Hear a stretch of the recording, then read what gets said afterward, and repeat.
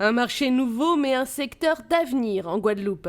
L'e-commerce ou la vente sur Internet de produits est déjà bien ancré, bien qu'il manque parfois de visibilité, voire de structuration. Quand un site à moins de 5 000 euros, c'est comme si on disait bon, ben, je veux faire un petit bâtiment où j'achète quelque chose, mais ça ne va pas aller bien loin. Parce que trop souvent, au niveau de l'investissement du e-commerce, il y a un prorata. C'est-à-dire que si je lève X euros, les plateformes qui marchent, ils ont levé très souvent plus de 200 000 euros. Avec le e-commerce, on atteint le monde. Mais il faut savoir quoi vendre et comment le vendre.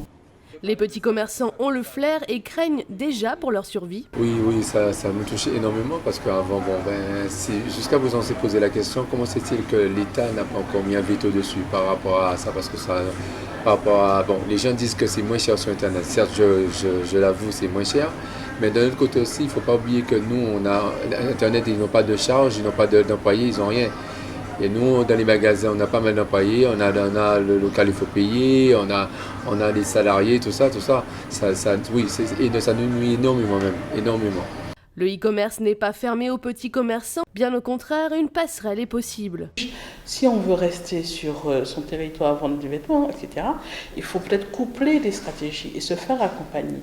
Et ça, les commerçants, effectivement, qui ne sont pas sur Internet, ils disparaîtront. Ça, c'est inévitable et ils ont raison de le dire. Les petits commerçants sont pourtant très réticents et leur stratégie pour faire face à l'évolution du e-commerce est plutôt frontale. Nous commerçants, on se parle, on se dit que Internet est en train de nous casser.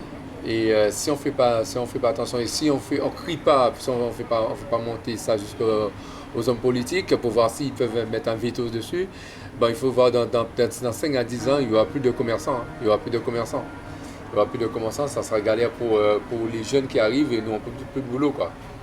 L'e-commerce versus petits commerçants, deux univers qui cohabitent encore, alors que de nouveaux modèles économiques sont en cours de création.